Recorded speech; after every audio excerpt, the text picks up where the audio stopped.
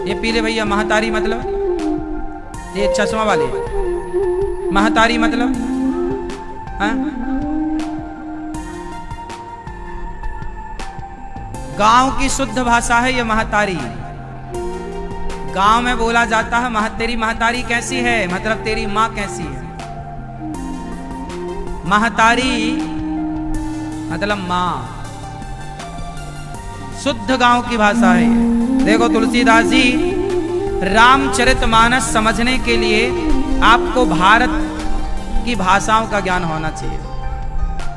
जो रामचरितमानस पर उंगलियां उठाते हैं वो भारत की भाषाओं का ज्ञान नहीं रखते। ज्ञान रखोगे तो अर्थ सही निकलेगा। अब जिसे महतारी मतलब जो मॉम मॉम कहते हैं, मदर मदर कहते हैं, वो क्या जाने कि महतारी मतलब क्या है। अब इंग्लिश पढ़ने वालों को ये दे दो रामचरितमानस, तो वो अर्थ क्या कर पाएंगे, उन्हें पता ही नहीं महतारी मतलब क्या होता है। भाई महतारी का अर्थ समझने के लिए आपको भाषाओं का ज्ञान होना चाहिए।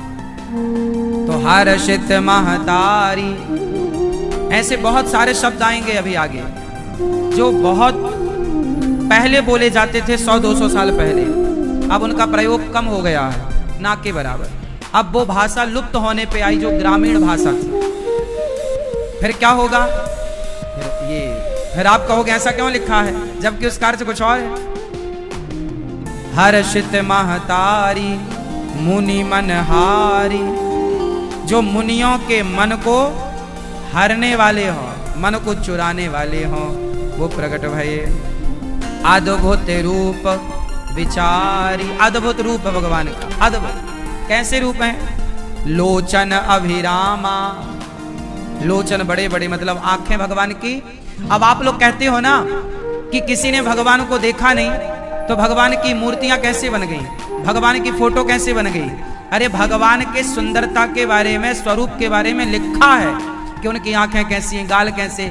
चोर को पकड़ने के लिए पुलिस स्केच बनवाती है कि नहीं, उस आधार पर उसकी तस्वीर बन जाती है। उसी तरह भगवान को जिन्होंने देखा है उन्होंने लिख दिया है पुराणों में, वेदों में, किस तरह भगवान हैं। भगवान का वेद तो भगवान का ही स्वरूप है। तो लोचन अभिरामा, आंखें बड़ी बड़ी, नेत्रों, नेत्र आनंद देने वाले। तनु घन श्यामा, तनु घन श्यामा, तनु मतलब शरीर कैसा भगवान का, श्यामा मतलब सांवले। देखो बिल्कुल एक एक चीज लिखी है कि उनका रंग कैसा। तनु श्यामा, लोचन अभिरामा, तनु घन श्यामा, निज आयुध, निज आयुध। अब ये निज आयुध क्या होता है, निज आयुध मतलब क्या है। निज आयुध भुजचारी, इसका अर्थ आप करो, निज आयुध भुजचारी। क्या मतलब हुआ कि जब राम जी प्रकट भये तो भुजचारी मतलब चार भुजा लेकर प्रकट भये, चतुर्भुज। और निज आयुध मतलब भगवान चतुर्भुज प्रकट। जब भगवान विष्णु के आयुध क्या है भाई, भगवान विष्णु ही तो राम हैं, तो विष्णु प्रकट हो गए तो चार भुजा में प्रकट भये। तो चारों भुजाओं में क्या होता है भगवान के, भगवान विष्णु के चारों हाथों में क्या क्या होता है जरा बताओ। शंख, चक्र, गदा, पद्म। पद्म मतलब कमल। शंख चक्र गदा पद्म, शंख चक्र गदा, शंख चक्र गदा पद्म। ये चार निज आयुध, ये भगवान के चार आयुध हैं। इन चारों के अवतार चार हैं, राम लक्ष्मण भरत शत्रुघ्न। कौन है, लक्ष्मण जी कौन है, शेषावतार। भरत जी कौन है, शंख के अवतार। शत्रुघ्न जी कौन है, चक्र के अवतार। और राम कौन है, साक्षात नारायण। तो निज आयुध भुजचारी,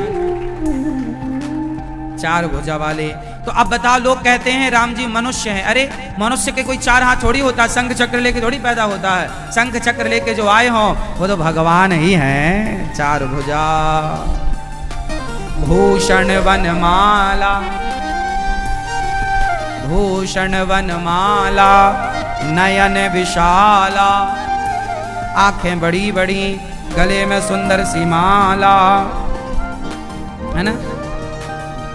भगवान आभूषण, भूषण मतलब आभूषण पहने हैं भगवान।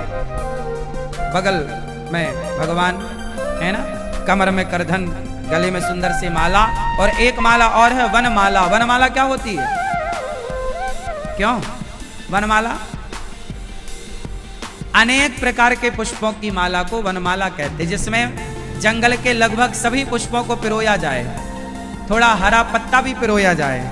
जैसे ये माला है ना, और देखो इसमें ये पत्ता भी पिरोया गया है, ये व्हाइट कलर का भी है, ये गुलाब भी है, ये गेंदा भी है, और अन्य एक माला में ना जाने बहुत सारे पुष्प मिलाए जाएं, ये वनमाला है। अनेक पुष्पों से जो बनी हो वो वनमाला कहलाती है। तो वही भूषण वनमाला, नयन विशाला, शोभा सिंधु खरारी, है ना। और समुद्र की तरह भगवान की विशालता, विशालता समुद्र की तरह है, अद्भुत सुंदरता है। कह दुई कर जोरी, हाथ जोड़कर माता कहने लगी, कह दुई, कह मतलब कह रही है, दुई मतलब दोनों, कर जोरी मतलब हाथों को जोड़कर। माता कौशल्या कह रही है, कह दुई कर जोरी, कर मतलब हाथों को, जोरी मतलब जोड़कर। कह दुई कर जोरी, आस्तुति तोरी, भगवान की स्तुति कर रही हैं। के ही विधि करऊं अनंता, हे अनंत, हे परमात्मा, मैं आपकी स्तुति किस तरह से करूं? क्यों? माया गुण ज्ञाना, आप तो मायातीत हैं, गुणी हैं, ज्ञान के सागर हैं। वेद पुराण आपका यश गाते गाते थक जाते हैं, वो आपका यश नहीं गा पाते, तो मैं क्या गाऊंगी? करुणा सुख सागर, हे करुणा करने वाले, सुख के सागर, सब गुण आगर, है ना? हे प्रभु, आप सब सुख के सागर हैं। आपके अंदर आप गुण आगर, आप गुणों से परे, आगर मतलब परे, आपका पार ना पाना। सागर आगर लोग नहीं बोलते यार, सागर आगर कहाँ? सागर मतलब समुद्र, आगर मतलब उसका पार ना पाना। समझ में आ रही है? सागर, करुणा सुख सागर, सब गुण आगर, जेहि गा वहीं, जिसको गाते हैं। श्रुति मतलब, श्रुति किसे कहते हैं? श्रुति मतलब, श्रुति किसे कहते हैं? श्रुति मतलब, श्रुतियां मतलब वेद, श्रुतियां मतलब वेद। जिसको जेहि गावहि, श्रुति मतलब वेद आपके बारे में बताते हैं। और संता, श्रुति संता, जिनके बारे में संत गा गा करके थक जाएं, पर प्रभु का गुणगान पूरा ना हो। वेद कह कह के थक गए, पर भगवान का गुणगान पूरा ना हो। वो कौशल्या माँ कह रही है, प्रभु भला मैं अब आपकी स्तुति किस तरह से करूं? सो मम हित लागी, जन अनुरागी, प्रगट भये श्रीकंता। यहां भगवान को श्रीकंता कहा गया है। श्रीकंता, श्रीकंता मतलब क्या होता?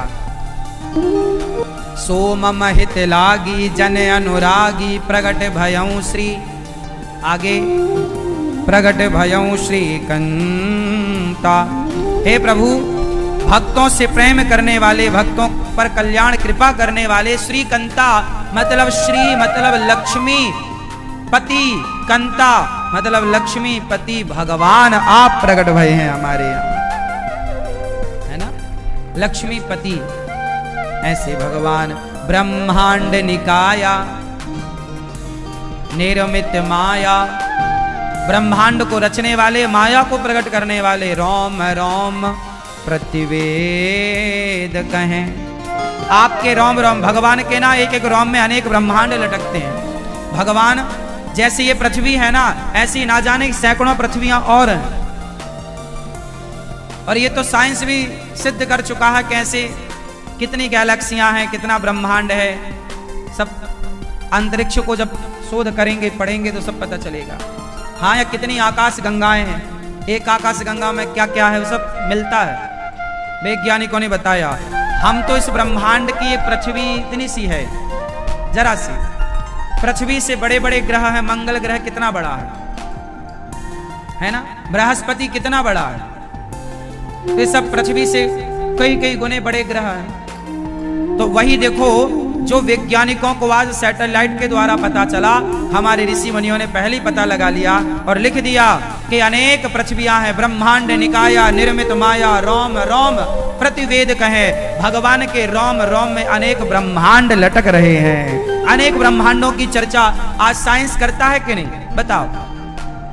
अनेक आकाश गंगाओं की चर्चा, गैलेक्सी की चर्चा करता है कि नहीं साइंस। साइंस आज चर्चा कर रहा है। हमारे तुलसीदास जी पहले कह गए हैं, तो सब शोध किया तब ना कहा, यूं ही हवा में थोड़ी मार के चले गए। ब्रह्मांड निकाया निर्मित माया, रोम रोम प्रतिवेद कहे। मम उर सुवासी यह उपहासी, सुनत धीर मति थिर न रहे।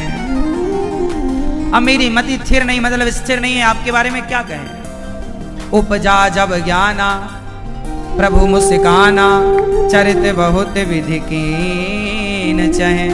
अब भगवान मुस्कुराए और कही कथा सुहाई, मातु बुझाई जेहि प्रकार सुत प्रेम लहे। अब भगवान बोले, मैया मैं आप सब पर कृपा करने, पृथ्वी पर कृपा करने अवतार लिया हूं।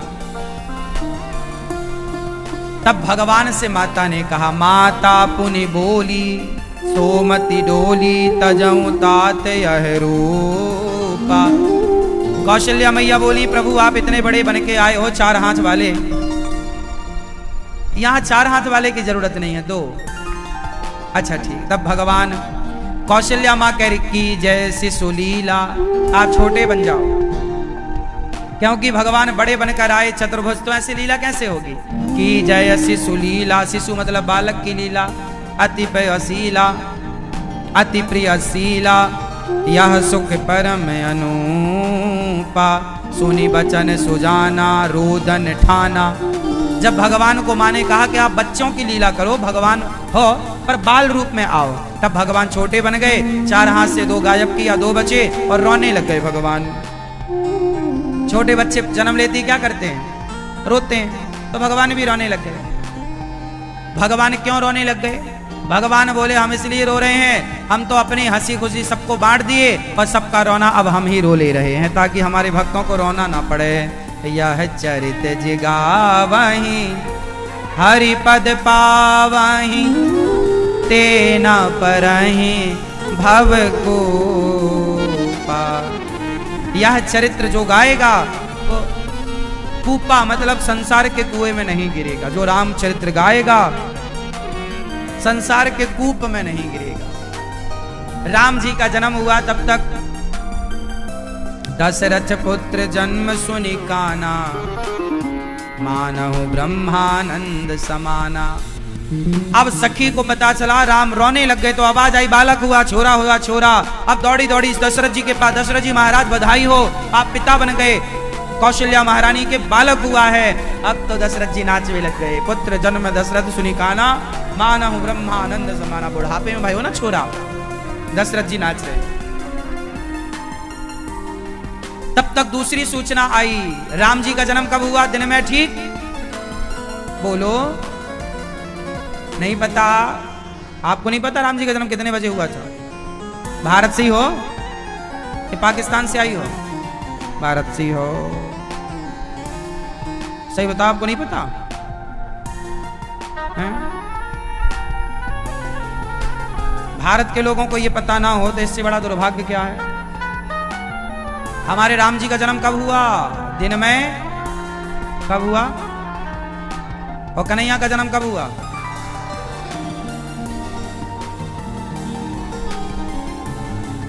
राम जी का जन्म 12 बजे हुआ, दिन के 12 बजे। तिथि क्या थी राम जी के जन्म की?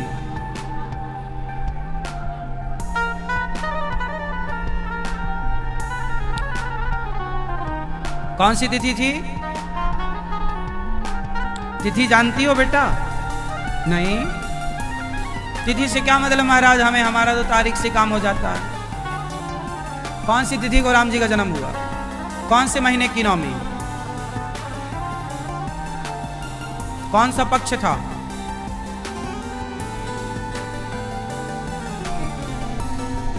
कितने महीने होते हैं बेटा? हाँ 12। हिंदी महीने के नाम बताओ 12, हिंदी में बोलो। वाह सुंदर, संस्कारी बालक, ताली बजाओ, इसने सारे नाम बता दिए। आजकल के बच्चों को ना हिंदी में नहीं आता कुछ, जनवरी फरवरी बोलते हैं। भाई आप बताओ हिंदी में 12 महीनों के नाम। चैत्र, वैशाख, आषाढ़, फिर सावन।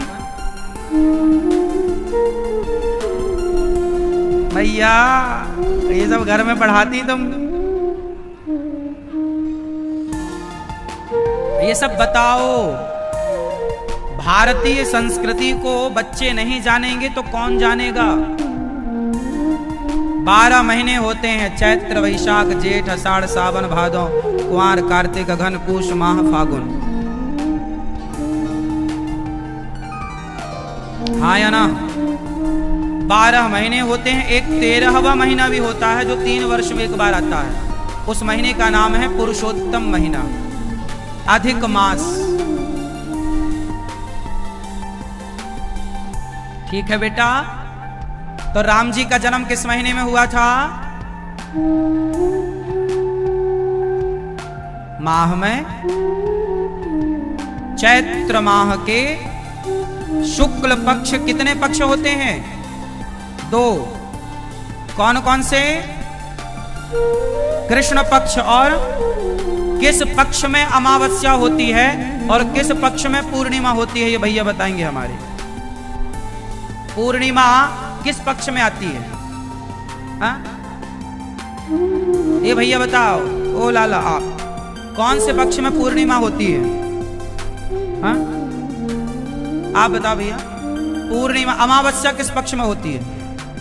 हाँ? शुक्ल पक्ष में। आप बताओ। अमावस्या शुक्ल पक्ष में होती है। अच्छा, कृष्ण पक्ष में पूर्णिमा होती है।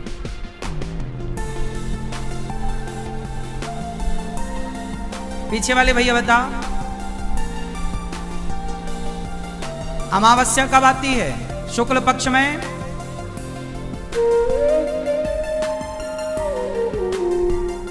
हाँ, अमावस्या के दिन कृष्ण पक्ष पूरा होता है।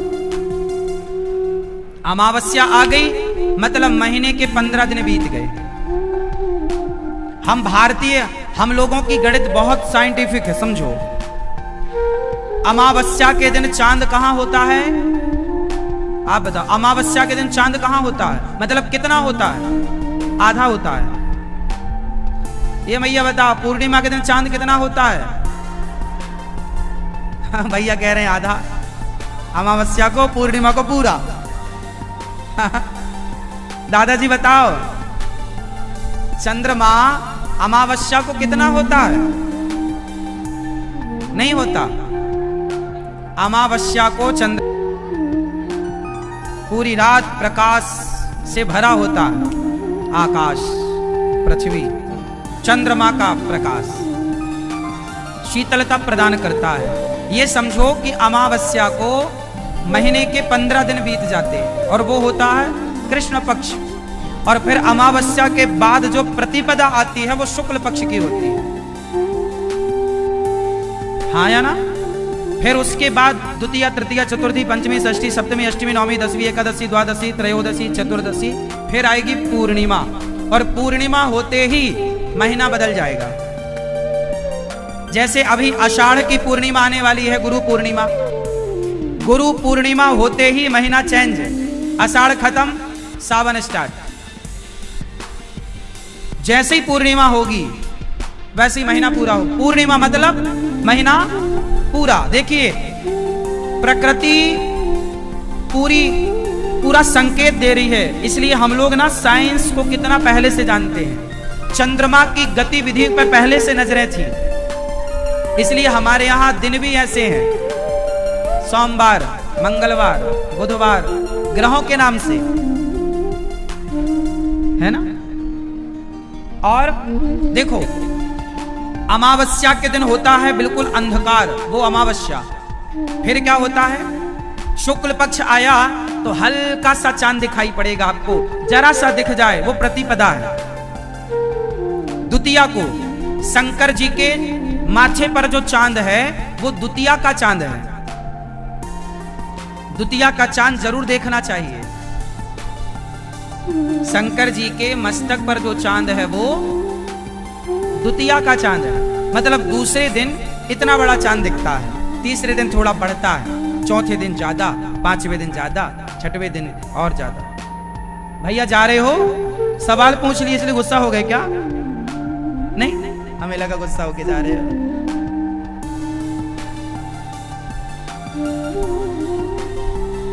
तो ये आप सबको ज्ञान होना चाहिए।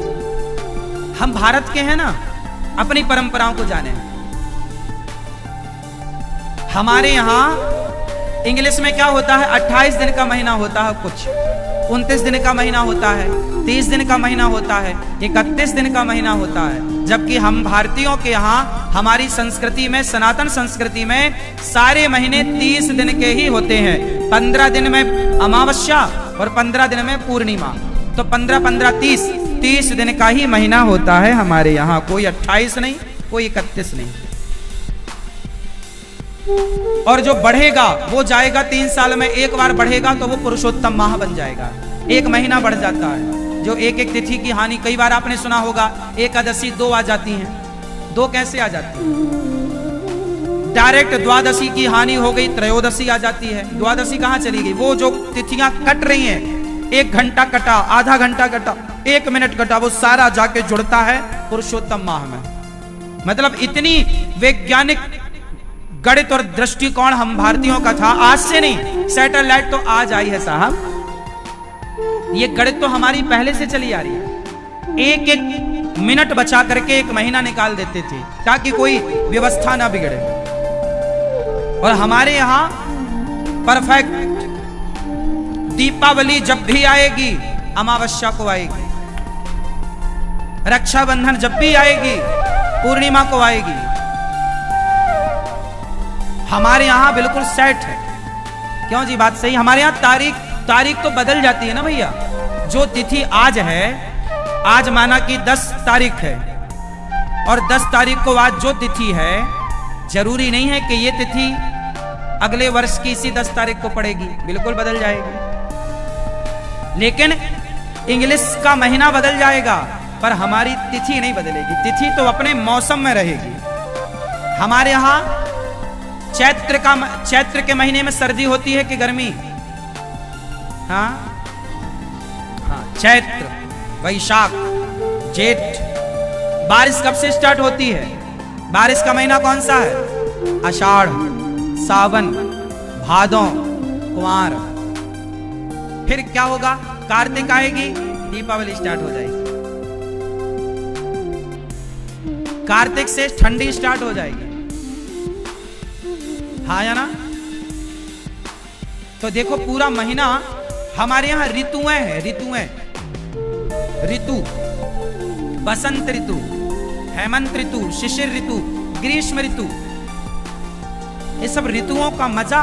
एक बात और बताएं, सारी ऋतुओं का आनंद पूरी दुनिया में केवल भारत में है, और दुनिया में कहीं ऐसी ऋतुओं का आनंद नहीं। हमारे यहां बारिश का भी मजा है, गर्मी का भी मजा है, सर्दी का भी मजा है।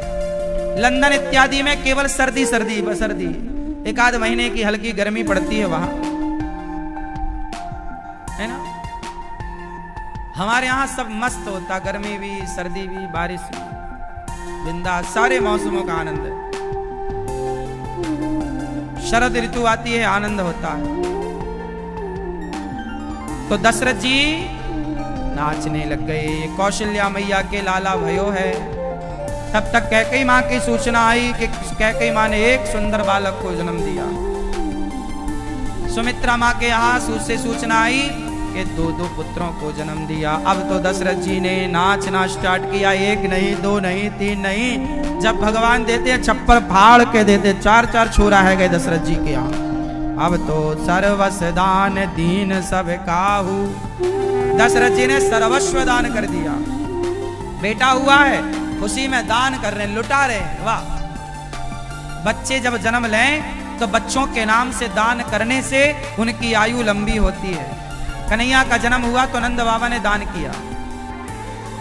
अच्छा, दान कब करना चाहिए? जब बच्चे का जन्म हो। जैसे ही आप सुने कि बेटे का जन्म हुआ या बेटी का जन्म हुआ तो उसके नाम से नरा काटने के पहले,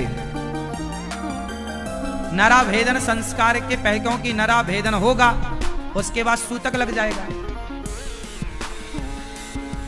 अब सूतक काल में फिर आप दान पुण्य नहीं कर सकते। तो क्या करें? बच्चे का जन्म हो या ये सुने अरे बेटे का जन्म हुआ, नरा भेदन संस्कार होने के पहले आप क्या करें? संकल्प ले लें कि मैं अपने बेटे के नाम से गौ दान करूंगा, भोजन प्रसादी बंटवाऊंगा। ये संकल्प ले लें बस। फिर क्या होगा? जब आपकी शुद्धि हो जाए, सूतक इत्यादि, सोवर इत्यादि से जब शुद्धि हो जाए, फिर उस बच्चे के नाम से उसके उत्सव में, जब आप चौक इत्यादि करते हैं ना, चौक मनाते हैं ना बच्चों का उत्सव, जन्म का, मेहमानों को बुलाते हैं और उत्सव, उस समय फिर ब्राह्मणों को बुलाकर, दीन दुखियों को बुलाकर बच्चे के नाम से खिलाओ पिलाओ, दान पुण्य करो। इससे क्या होता है? बच्चे के जीवन में आने वाला संकट उस दान से टल जाता है। दानम दुर्गति नाशनम। दान क्यों किया जाता है? दान करने से हमारे जीवन में आया संकट टल जाता है। इसलिए बच्चों के जन्म होते ही उनके नाम से कुछ ना कुछ दान करना चाहिए। नंद बाबा देखो दशरथ जी ने क्या लिखा है, सर्वस्व दान दीन सब काहू। सब कुछ दे दिया दशरथ जी ने, इतना दिया कि ले जाने वाले ले ना जा पाए, सोना चांदी छोड़ छोड़ के भाग गए। इतना दिया कि लोग ले ना जा पाए, इतना। कोई गाड़ी भर भर के लोग ले गए तो भी कुछ ना कुछ छोड़ना ही पड़ा। इस तरह से उत्सव मनाया गया। ध्वज पातक तोरण पुर छावा। लोगों ने वंदनवार बना के अपने नगर को सजाया। द्वार पे क्या लगाया? वंदनवार। वंदनवार क्या होता है? ओ पीली बहन सो लो तुम, चलो बताओ वंदनवार क्या होता है? वंदनवार क्या होता है? आप जानते हैं वंदनवार? आप जानते हैं? नहीं, वंदनवार नहीं जानते? वंदनवार जानते हैं क्या होता है? तोरण। वंदनवार क्या होता? आम के पत्तों का द्वार पर कोई उत्सव होता है, शुभ कार्य, तो आम के पत्ते द्वार पर लगाने की परंपरा है। हाँ या ना?